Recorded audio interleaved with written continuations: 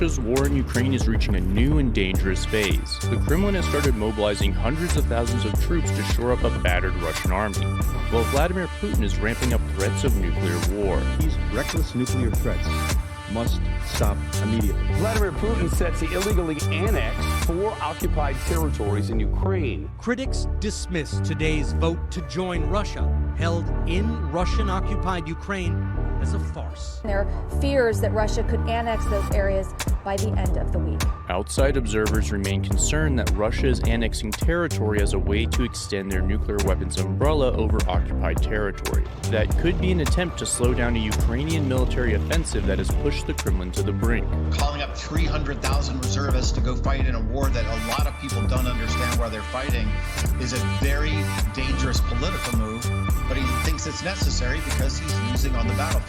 There's trouble on the home front as well. Russia has run into resistance to conscription after declaring a partial mobilization of troops. I think it's necessary to support the proposal of the Ministry of Defense and the General Command for partial mobilization held in the Russian Federation. Anti-war demonstrations broke out across Russia in response to the news. Russia's scrambling to contain the chaos as a wave of men fleeing the draft. Satellite video appearing to show miles of cars lined up at the border to neighboring countries. This video shows people running for cover after a gunman fired at a military recruiting center in Siberia today. And another draft center was set on fire with an incendiary device. The U.S. Embassy in Moscow has recommended that U.S. citizens leave Russia while routes are available.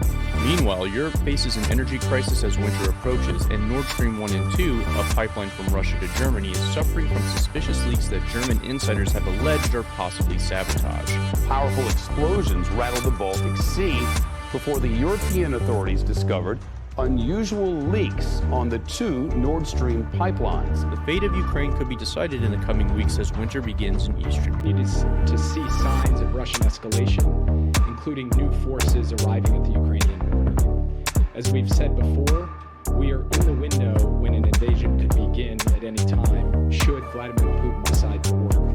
I will not comment on the details of our intelligence information, but I do want to be clear.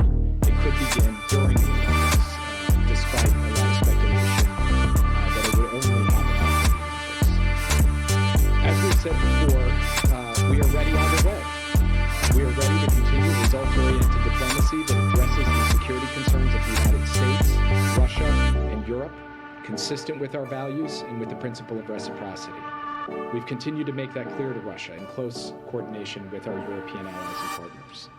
We are also ready to respond decisively alongside those allies and partners should Russia choose to take military action. Our response would include severe economic sanctions, with similar packages imposed by the European Union, the United Kingdom, Canada, and other countries.